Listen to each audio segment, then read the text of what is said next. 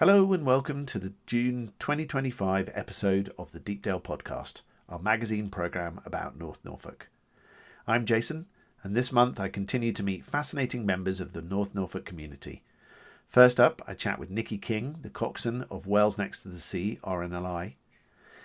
Then with Iona Lane, a musician inspired by the natural world, who's playing a gig at Deepdale on the 21st of June.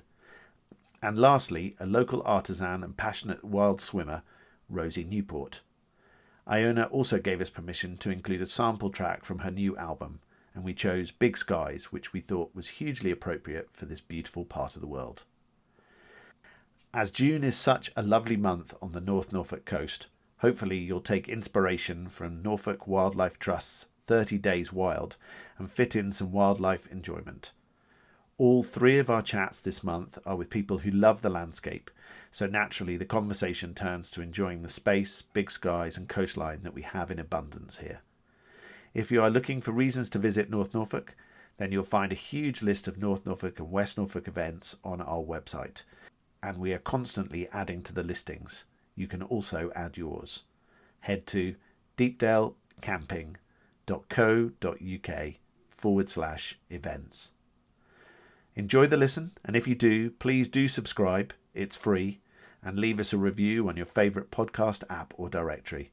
There's a huge back catalogue of episodes to listen to.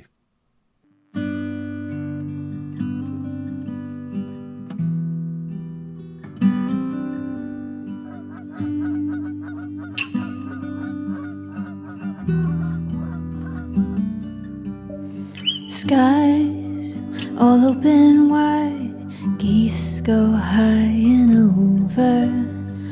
Oh, now you're a beachcomber, fistful of samphire, sea, lavender, see you next year.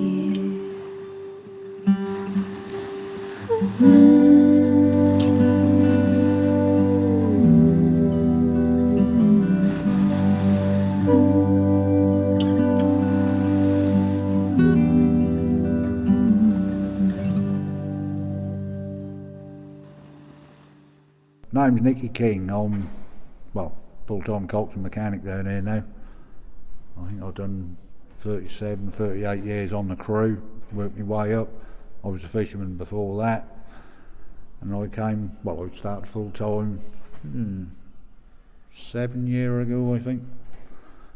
Basically sort of swallowed the anchor and come ashore from being fishing, but everybody else is a volunteer basically, so there's me and Martin, there's two full-timers down here. We do all the maintenance, cleaning, polishing, paperwork, and let's be honest, we all know there's more and more of that nowadays. But everyone else is a volunteer, so I was for a lot of years before this. You just get used to having a pager on your belt. How many trained crew are connected with the boat? We got 23, 24 crew who are boats crew. We then got another 8, 9 actually on shore crew, some of which don't want to go on the boat. They like sitting under trees. That's the only cure for seasickness, isn't it? Sit under a tree. That is very true. So there's a few of them do that. So you've got to have a tractor driver. Basically launch a big boat, you've got to have a tractor driver and a head launcher. And then you've got to have a coxswain and a mechanic and 4 or 5 crew. Yeah. So we got 3 coxswains, 5 mechanics, 4 tractor drivers for the sloughs, 4 head launchers, coming up 5.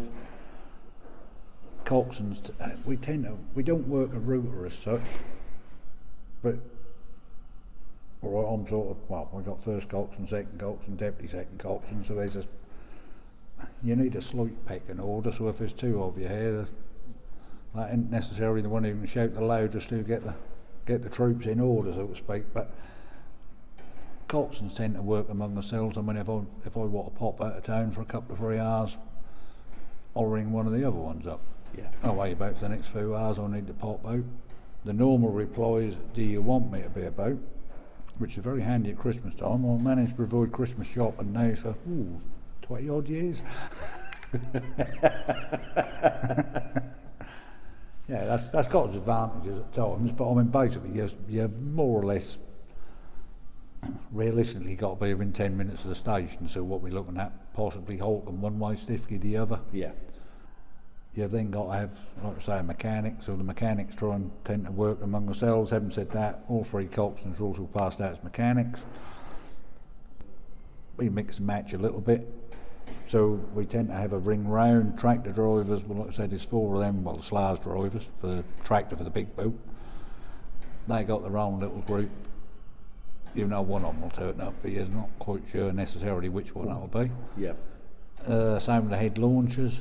The problem we're getting now is daytime cover. You know, you more or less got to live in Wells to be on the crew realistically, or like I said, Holcombe maybe. Stiffkey at a push, but you're getting the youngsters joining up, coming in there, and of course they get a little bit older. Decide they want to set up home with their partner, and they can't afford to stay in the town. No. So they got to move inland, Yeah. and that's the biggest problem. I mean, let's be honest, that's virtually every lifeboat station by definition. Most of them are in a pretty little seaside town. Same problem all the way around the country. Yeah, because the local population is reducing all the time, unfortunately, and and so therefore you've got a much smaller pool to be able to take part. And I'm glad there's still people who are passionate about it. But as you say, if you're a youngster and you get involved with this, the chances of finding a job that's going to keep you in the small town is pretty slim, isn't it? Really? Well, that is, and I mean, especially with the house. There again, with the house prices. Most of the jobs what are in the little local towns are probably minimum wage. Well, they're probably working in the fish and chip shop as a prime example, serving in a pub. You ain't going to get a mortgage on that at the prices we are now. But like I said, that ain't just here. That's it. That's the whole way around the coast. Seems to me. Yeah. And the trouble is, we're getting further and we're getting older. Yeah. Which is going to make it difficult. It difficult. What model of boat is this, and kind of tell me a bit about the boat itself? Well, she's a Shannon class lifeboat. This one is. That's the smallest all-weather lifeboat the RNLI run. Main reason that's smaller is obviously it's got fit on a tractor and trailer, for want of a better description. The Slayers rig sounds wonderful until you know it stands for Shannon Launch and Recovery System. So that's a tractor and trailer in layman's terms. So obviously that's got to be, well, I say light. The boat itself's got about 20 tonne, but she's got 1,300 horsepower in her. Twin water jets, twin engine, twin water jets. And she'll, downhill with the wind behind it, you can probably push the best part of 30 knots out on her. But design speed is 25 knots in, that's an all-weather boat, that's what it says on the tin. Yeah. Absolutely. Because the one at Cromer, of course, is on a ramp without having to have the tractor and trailer, so I'm assuming it's a bigger boat. Yeah, Shannon class is 13 metres long, whereas I think the Tamar is 15. So that's a bigger boat. Yeah. It goes with the same amount of crew. Can it take any more weather? And sorry, you were saying before we put the microphone on, that so you normally have a crew of about 6 on this boat? Yeah, we generally go with 6. To put it bluntly, if that's a rough note, there's 6 seats. So you want to be in a seat. All the all-weather boats are self-righting. Basically, if they go upside down, they come back up. And how they do that is by basically the air in the wheelhouse. All the heavy stuff, engines, fuel tanks, etc., is all in the bottom of the boat, and all the light stuff is at the top. Well, apart from some of the crew, obviously, but but that works for the air in the wheelhouse. So if you've got the wheelhouse door open, that ain't going to work too well. But that's that can be interesting on a rough one, because that's people pay good money to go up and down like that at theme parks. But that's I've been at sea since I was 12. I don't know any different. But that can be a bit of an eye-opener to some of the people, and there again we're losing. When I joined, virtually the entire crew were fishermen or boat related. Now there's less fishermen, there's less boaty jobs, so probably 80% of our crew haven't got a maritime background as such. Yeah. So we can train them up. That just take a little bit longer. Obviously, using a prime example, I mean, you get anyone who's been going to sea for a while know how to tie knots. You get someone who's, well, we'll say worked in an office, the only knot they probably know is how to tie the shoelaces. So, you know, but we can get there, and we have, and we do. I mean, we have got a few. We've got a couple of 3 on the crew who are actually retired to Wells and decided, well, they're still young enough to come down here. They must have earned more than I did if they could retire that soon. So they joined up the crew, and I mean, they're ideal. Yeah. But as I say, there again, you've got the other problem with running out of locals, or local people. A lot of them also are working out of town. So daytime cover is the biggest problem. You get a shout night time or weekend, still problem. But daytime, and I mean, bear in mind, if we got 6 crew on the big boat, we sometimes get shouts where both boats go at the same time. You've got another 3 on the inshore, that's 9 crew. Well, we're nearly 50% there, aren't we? Yeah. So, Yeah. but we're always managed up. But I mean, sometimes you think to yourself, I hope he turn up in a minute. And in terms of this boat, so you've got 6 seats. How many casualties could you pick up? That varies a lot. I mean, there's a survivor's cabin down the front for that. Rarely once in a few years, really rough one. There's seating down there for 6 people, seat belts, the lot. Yet again, the idea of the casualties going down low is back to that self-righting thing. But that's much the same as we had on the Mersey, the old boat. But there's different classes. I think that they're saying that's off the top of my head, so don't quote me on this exactly. I'm sure there'll be an anorak out there, someone will know the exact answer. That's round about 15 people with full self-righting capability. Then that gets to, I think that's about 30 odd, and she's still stable. Yep. But self-righting is a little bit of a, well, chances are you're going to have a few out on deck by this stage. Yeah. And I think they had that she'll carry up to about 60. Yeah, you don't really want to be thinking about self-righting if you've got that many people on board, do you really? No, because that's like I said, I get a bit wet at times, but that's the theory behind it. But I mean, the majority of boats we go to, generally the smaller stuff off here. I mean, that's why some of the bigger ports have got the bigger boats, because they got ferries running out, so they got that enhanced survivor capacity. But then realistically, if you went after a ferry off here and I took to the life raft, well, you leave them in the life raft and just play the sheepdog and round them up, so to speak. Yeah. And did you get called out for the collision in the North Sea? No, we didn't get that one. We was on standby. We was going to be the next boat out. Yeah. They was, I think that was about an extra 10 mile to us. They sent Skegness, and basically the endurance of these things is about 12 hours flat out with the fuel we carry. But obviously a lot of the time you're not flat out. So I mean, we've been at sea, well, I think my longest one's about 26 hours on one show. Wow. Not on this boat, but that was on the old one, which was very similar in, well, smaller and same size but slower. So having said that, most of them are searching, and you're not searching at full speed. Yeah. So, you know, range is a bit of an awkward one to say. Well, it's a bit like your car, and if you booted flat out, you ain't gonna get as far as ticking along at, well, what's it, 56 mile an hour according to all the spec. Yeah. So, but no, that's the nice thing about it. If I say nice, appeals to my sense of humour. You never know what you're going to get, if anything. I mean, you can go months without a shout at all for the big boat, and you can get to in one day. Yeah. And some of the ones that you think are going to be a straightforward, well, AA job, shall we say, go out, find said yacht, tow 'em in. No, it's an easy one. Turns into some, well, you know, didn't see that coming. And some of the others you think, oh, this is going to be interesting. You just never know. Yeah. And that's, like I say, fun's possibly the wrong word, but is it? Because if you enjoy what you're doing. But that's just the unpredictability of it. I mean, the page could go off in the next 5 seconds and we'll start running around like demented whatevers. But then again, that could be. I mean, the lads had a shout yesterday, but this was out on a shout yesterday. Right. Brought a yacht in, rudder had failed, so no steering.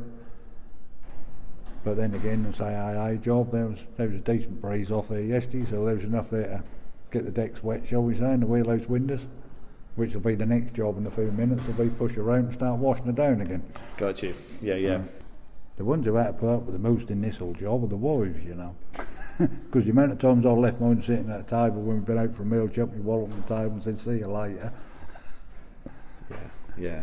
Technology's moved on. The one thing that hasn't moved on, that hasn't changed, is that horrible wet wrinkly stuff out there. That's still the same as it was when I was going out there pulling on 14 oars with a scrap of sail. Yeah. You know, yes, they was using horses to launch. All right, we got a state-of-the-art tractor or machine, but they're still basically doing the same thing. Yeah.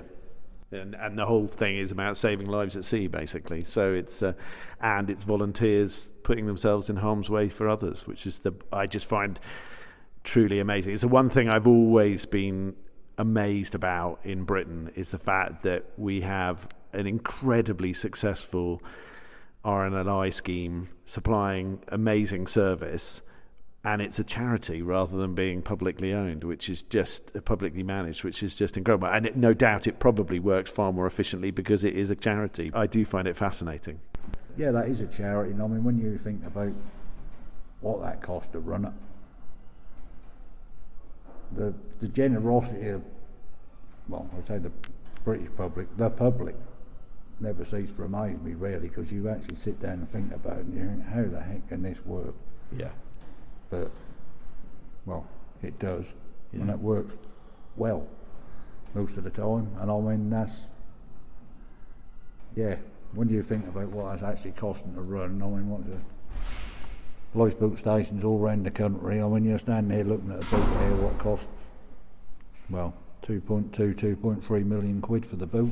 Yeah. That tractor is seriously a serious piece of kit as well. Yeah, well, the tractor, that's over $1 million. So, I mean, that's the thing is, though, the boats and the tractors and everything are all now built in-house. Yeah. Whereas years ago they used to, find a local boat yard, and, you know, each area had its local boat yards, used to do all the maintenance, even build the boats. And there again, less boat yards. So they decided, well, hang on a minute, let's bring this in-house, and that saved them money, and they guaranteed what they're going to get. We're in charge of our own destiny, so to speak. Yeah, and absolutely, and that seems to be working fine. I'm in Shannon class now, there's 54, 55 of them. Yeah. The majority of them have been built at pool, in-house, and whacking out 4 a year. I mean, if you just want to sit back and think of that, just 4 new boats a year, if they're costing $2 million each, well... Yeah, the time and energy of that is quite incredible, isn't it, really? It is. But then, I mean, our workhorse is the OLB, the D-class, which is across the way, they're inflatable. Which normally goes with 3 crew. Yet again... And that's what they describe as the inshore lifeboat? Yeah, basically that's an inshore lifeboat, yeah. Main job for that round here is probably picking people up off the sands who didn't quite get the tide times right, or didn't realise some of the fun you can have on our beaches.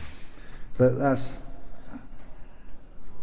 so you then got to have a helm on the OLB. Well, that's got 5-6 helms, so they tend to work among themselves. So there's a heck of a lot going on behind the scenes that most people don't even get.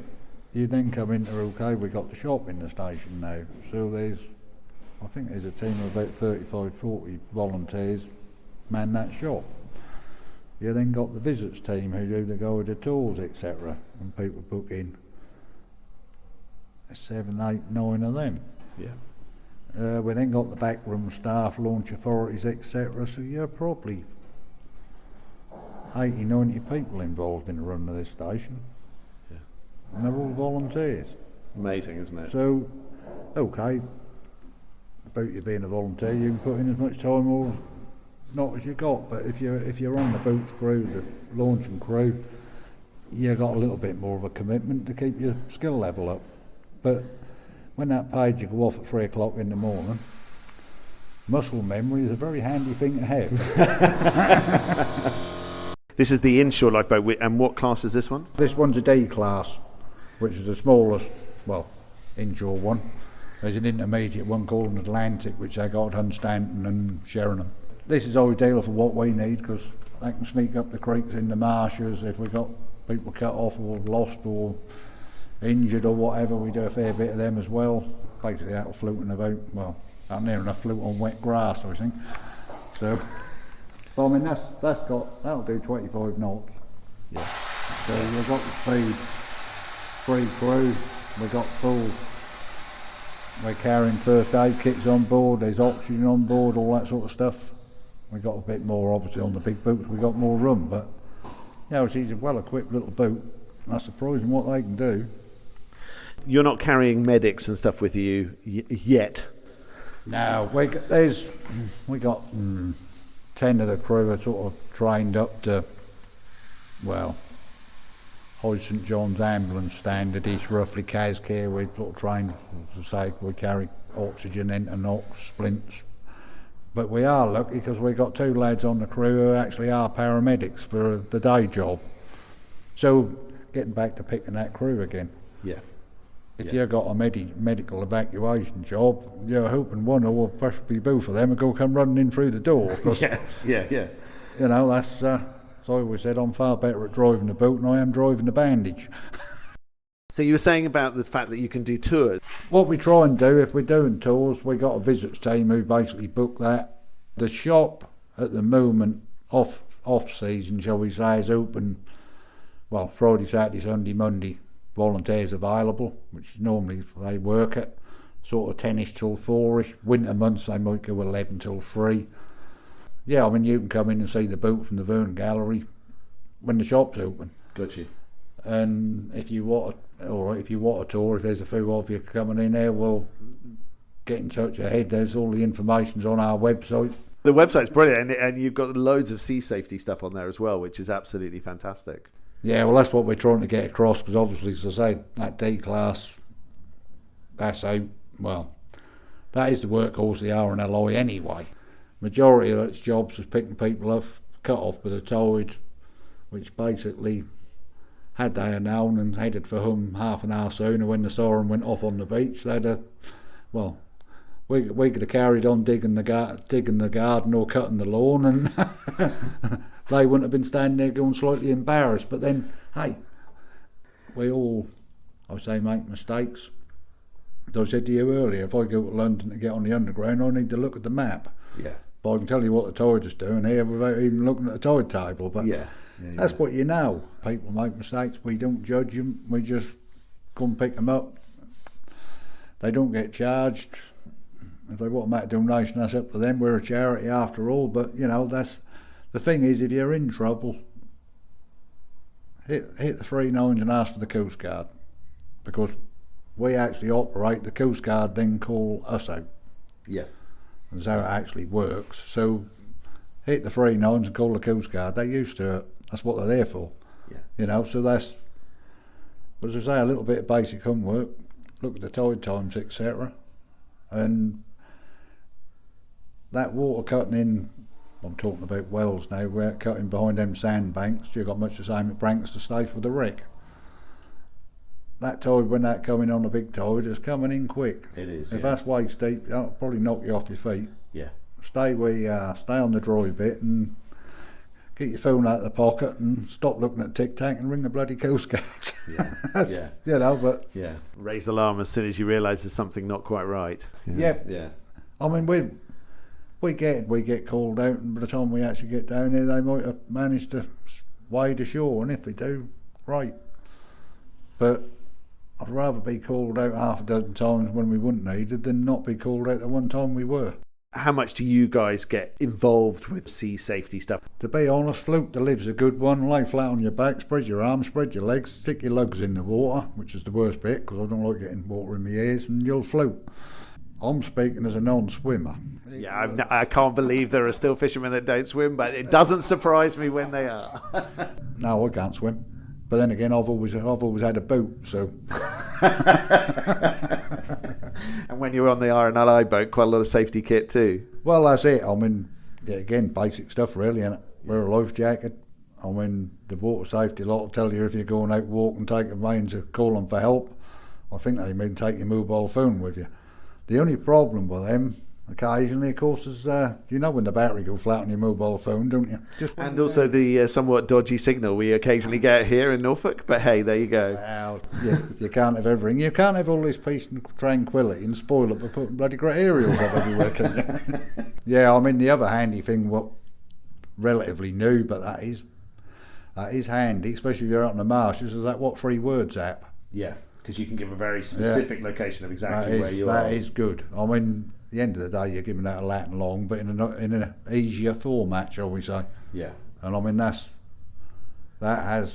we've actually had people lost out in the marshes in fog. We've actually been talking to the Coast Guard on a mobile phone. They've actually downloaded the app whilst they're there, told us where they are, and 10 minutes later you go, oh, there you are. That is good. That is worth doing. And I mean, that don't just apply for down on the coast. That's hill walking or anything, really. It was amazing because when you're standing up on the balcony looking out across Holcombe and Wells Beach from here, and you're looking at how beautifully clear it is on a day like today, people just can't believe when the fog rolls in, you cannot see anything, and you're completely disorientated, aren't you? Completely. Yep, you certainly are. That's a job now which way's up, let alone north and south. Yeah. But that is a strange environment. A lot of fluid, dynamic and frequently changing. I think it's the technical term way of putting it, but now that's, you know, Jason, you grew up here same as I did. We don't know no different. Stick us in the middle of London and see how we get on. Yeah. All them people and stuff. But that's, and that is, but that's, and I mean, the problem is when the tide go out here, the tide go out. Yeah. And I mean, I always say it's Wells-next-the-Sea when the tide's in, and Wells are rather a long way from the sea when that's out. Yeah. And that's, like you said, Brancaster. Yeah. Just the same. We got miles and miles of salt marsh all the way along here. And that's what, I know that's what people come here for, but perfectly safe if you're sensible. But number one trick, look up the tide times, please. If you are wanting to look up the tide times, we have them on our website. We put them out on our social media. Wells RNLI have them on their website. Lots of local websites have them on, and there's lots of resources online where you can look them up. So please do check the tide times. It is incredibly useful, even if it's just so that you don't go and put salt water through your engine while you're driving down the beach to Brancaster, because that happens a lot. Basic things like that, just checking. When you step onto Wells or Holcombe Beach and the tide's out, you'll have hundreds of miles of sand, and when the tide's in, you can, on a big tide, you can have, you know, just a few yards. It's quite incredible, the difference. Yeah, it is. And I mean, there is actually, if they're interested on our website, there is actually a time-lapse video of the tide coming in at Wells, because we got our water safety officer decided to walk out there one day and make a little video, and well, basically got herself cut off. Admittedly, wearing a dry suit and a life jacket and a mobile phone and everything else, and we knew she was doing it and sat here and then filmed going to pick her up. Well, stimulated rescue, shall we say, or whatever you want to call it. And she actually made an interesting remark that we knew she was there, she knew we was coming to get her, and she still felt uncomfortable when that tide surrounded her. Yeah. And she was there deliberately to do it, and she felt uncomfortable. Well, thank you so much for chatting to me. Really, really kind. As you say, it's sort of one of those things. I'm really glad that the RNLI is here. It's not disappointing when you don't get called out, but I am so glad you are here, and the difference it makes is amazing. Long may the partnership of the RNLI and the local community continue, and I just hope that businesses continue to support what you guys do, because you're just such an important part of the offering of this beautiful part of the world. So thank you so much. Yeah, thank you, Jason. Yeah, and carry on renting them bits of grass out for them tents.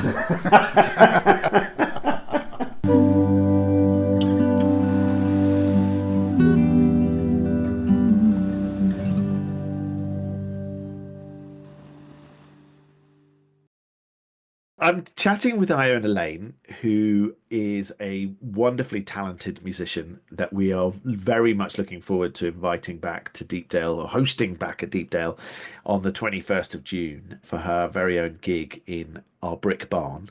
And It's really lovely to have her back on the podcast. She joined me back in May 2023, which we were both saying feels like yesterday, but also a very long time ago. That was just before she played a gig for us in the Brick Barn last time. So it's very lovely to have you with me again, Iona. Thank you very much for joining me. Oh, thanks for having me, Jason. Lovely to chat to you. And we were just saying, like, when we promoted you in May 2023, you were Leeds based, and then when we launched the sort of program for the year for this year, you were Glasgow based, and then now you're a Highlands based musician. So, kind of what's drawn you further north?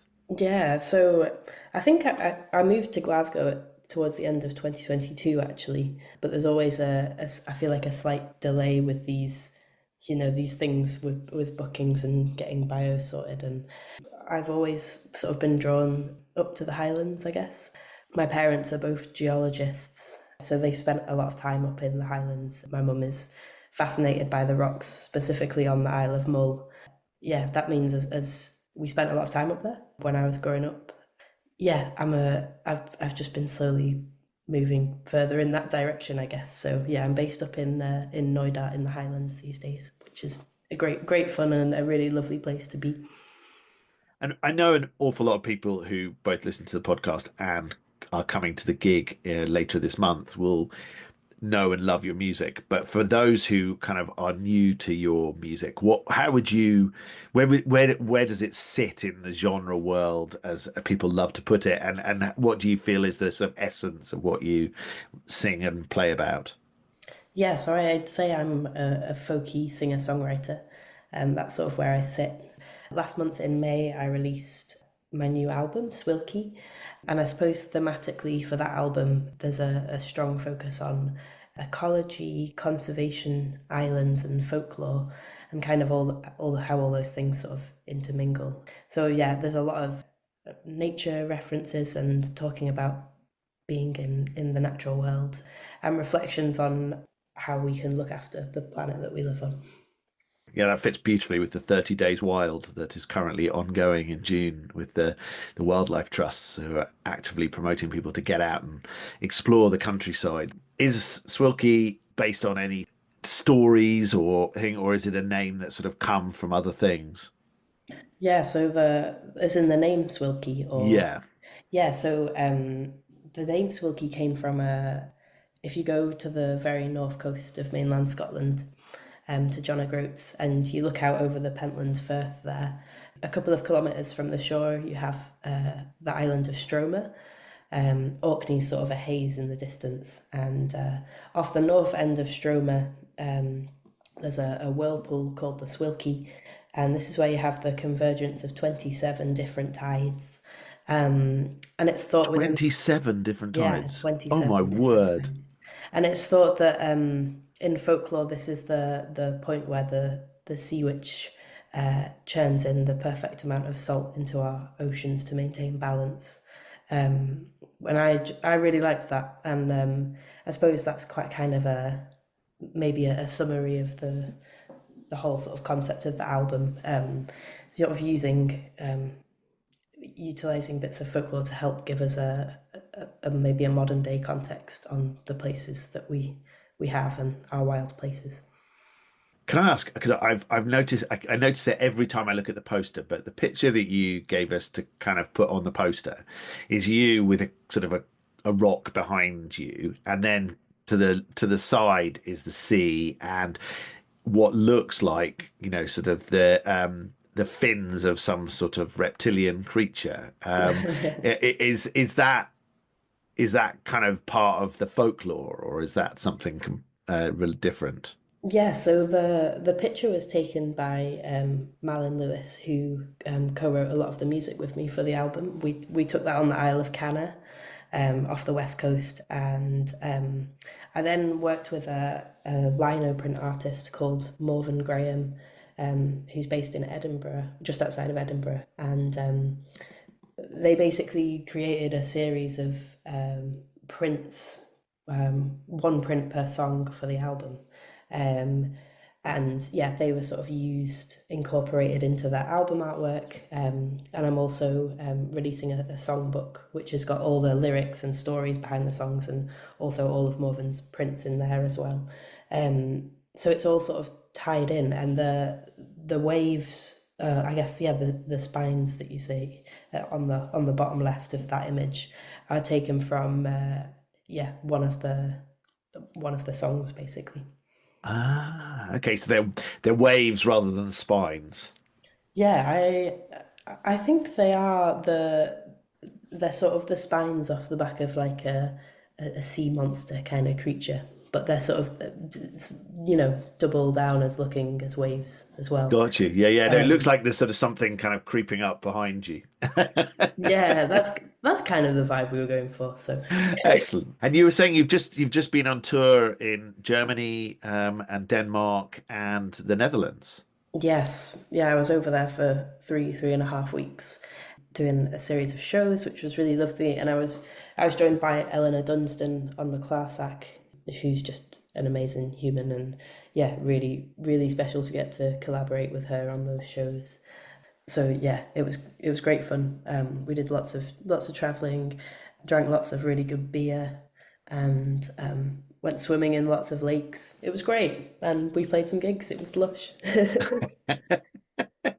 Is music full time now, or have you got to fit it in around a real job or an alternative job? Yeah, it pretty much is full time. I do back home in Noida. I do some shifts in the Old Forge pub, which is the UK's most remote pub, and yeah, it's great. It's great fun. It's really lovely. I love working in the pub. So that sort of I do a bit of that when I'm at home, but I'm pretty much full time. So And do they get you playing in the pub as well? oh yes, yeah, it's usually on the cards. It's great. They have lots of sessions in the pub, particularly over the summer. Yeah, so it's lovely to be a part of them. There's a really lovely bunch of musicians there. There's only about 120 folk in the community, but there's a fair chunk of them that are good at playing tunes. So we have a good laugh. Fantastic. That's just wonderful. In one of those pubs that sort of, it's like a sort of a glowing warmth, in the midst of kind of the less salubrious weather. You kind of walking through and you can see this what looks like a very welcoming, warm sort of a building somewhere in the distance. Yeah, definitely. It's definitely a bit of a hub, particularly over the winter as well. But it's also owned by the community, which is amazing. So it's a Nice. Yeah. community-owned pub, yeah, which is great. It's open all year round, so even in the winter when there's no tourists, it's available for locals. So yeah, it's great. It's a really cool place.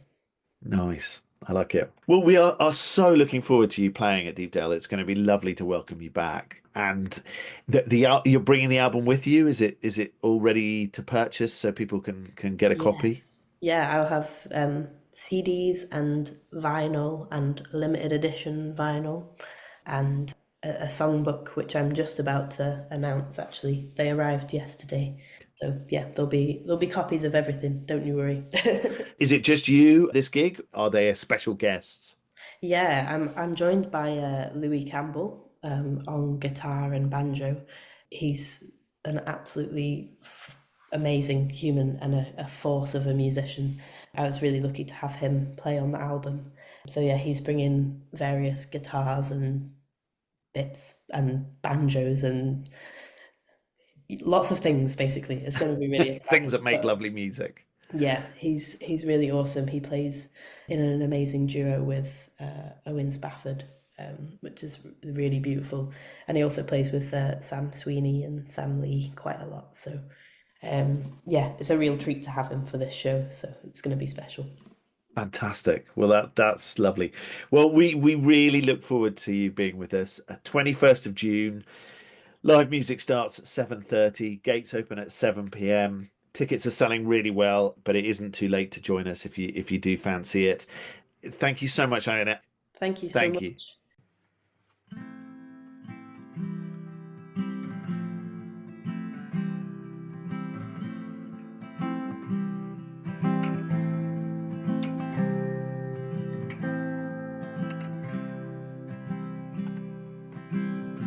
whim of the wind below high tide, a narrowing of sea and sky, of sea and sky. Star Point shows the way to go to vanishing isles, forever unknown, forever unknown. Under big skies, big skies. Oh, you'll never see this world again.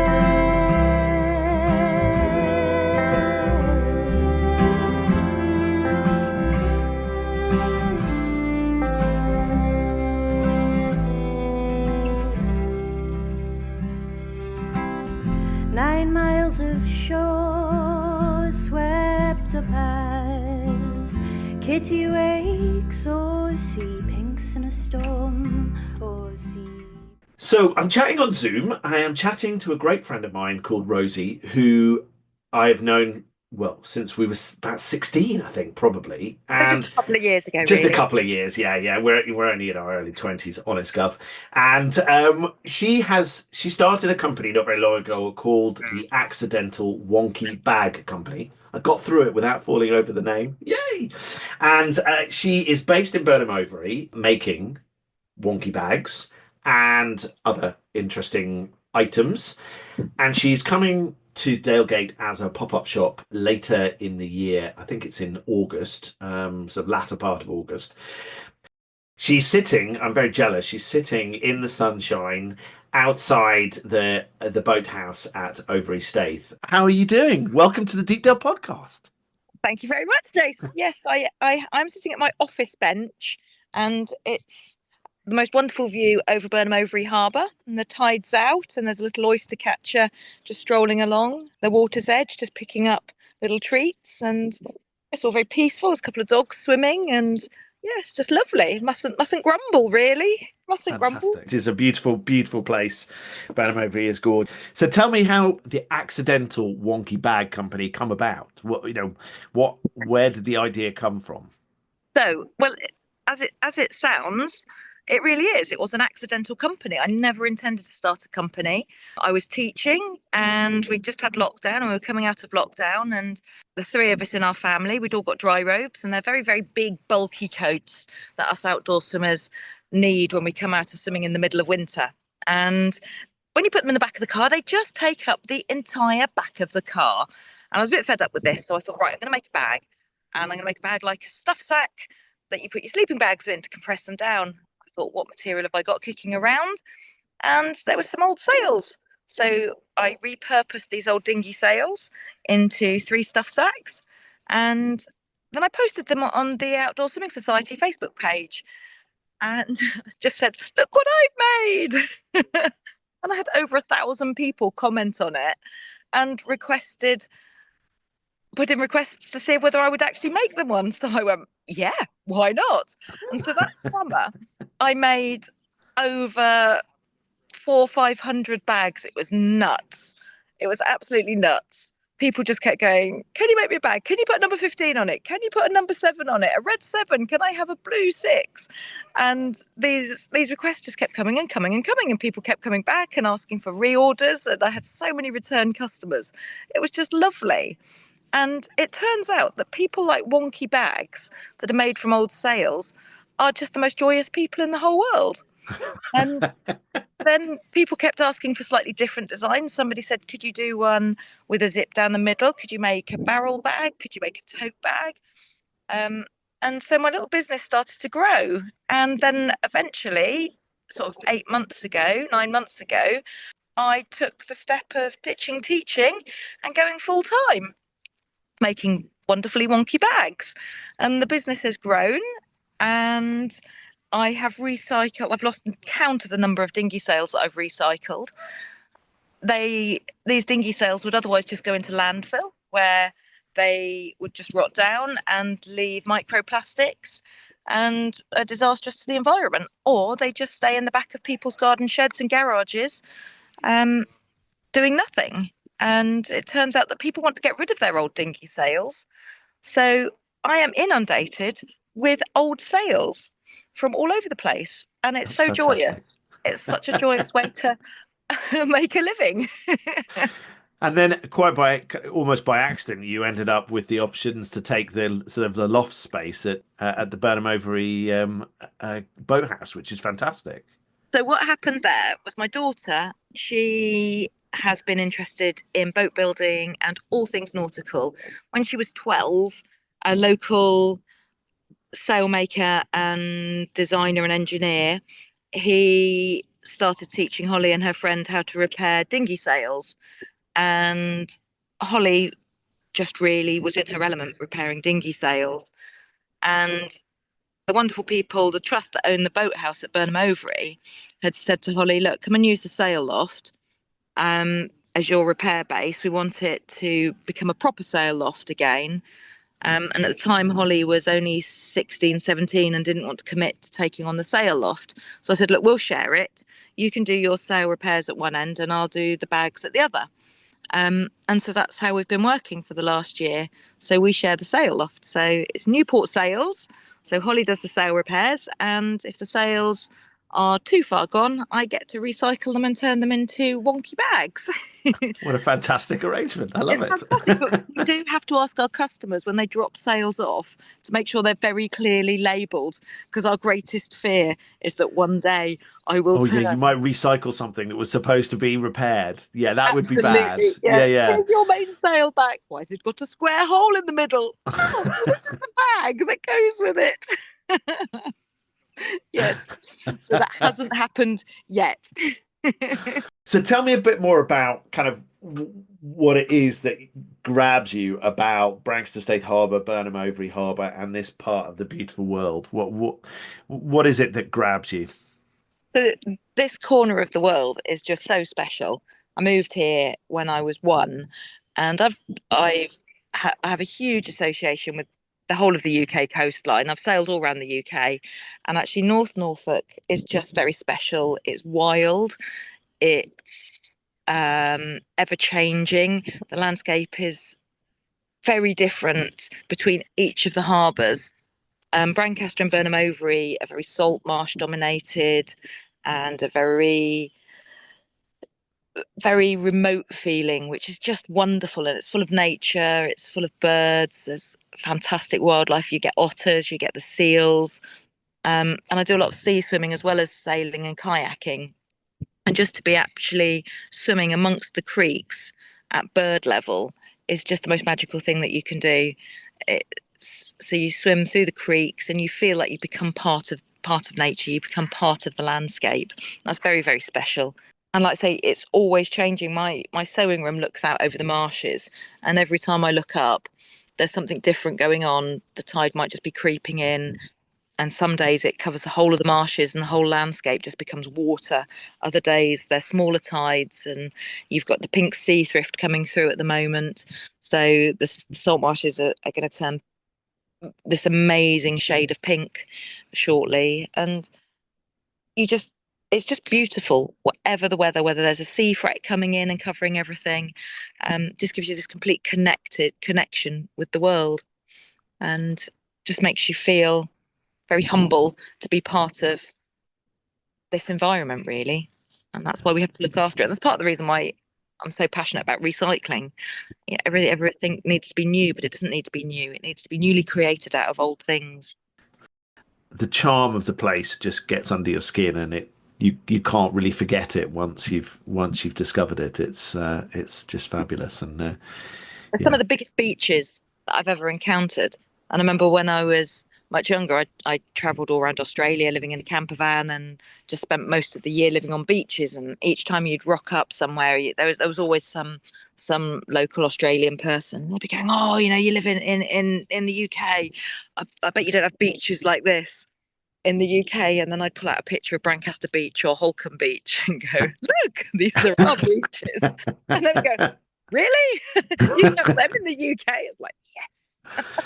I still think the beach on the other side of Scolt Island is one of the most beautiful beaches I've ever seen in my Everybody entire about it, life. Jason. It's awful. It's awful. It's a terrible beach. Yeah, it's terrible. Yeah.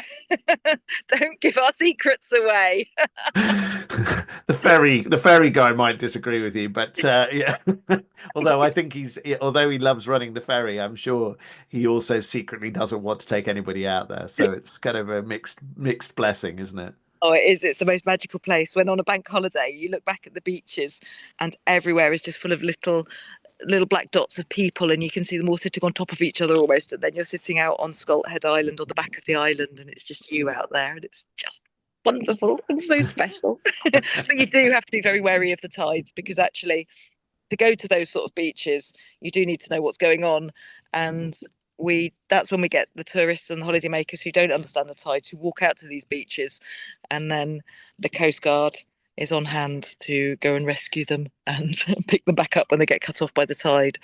Well, thank you so much. It's lovely to have you on the podcast. I don't know why we haven't invited you on before, but there you go. We look forward to seeing you in the pop-ups in August, and keep making fabulous wonky bags. We will indeed. Thank you very much, Jason. It's been a pleasure talking to you as always. And enjoy that sunshine. No, we need to go and have a beer soon in the sunshine. I think that sounds like a marvellous idea.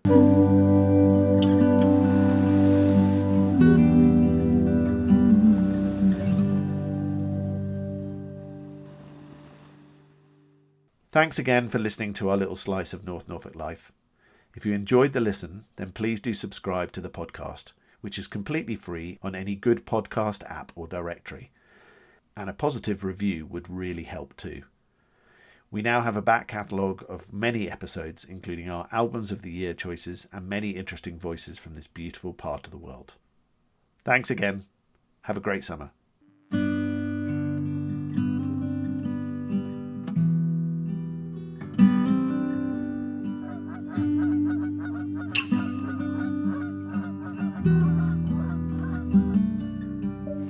Skies all open wide, geese go high and over. Oh, now you're a beachcomber, fistful of sandfire, sea, lavender, sea.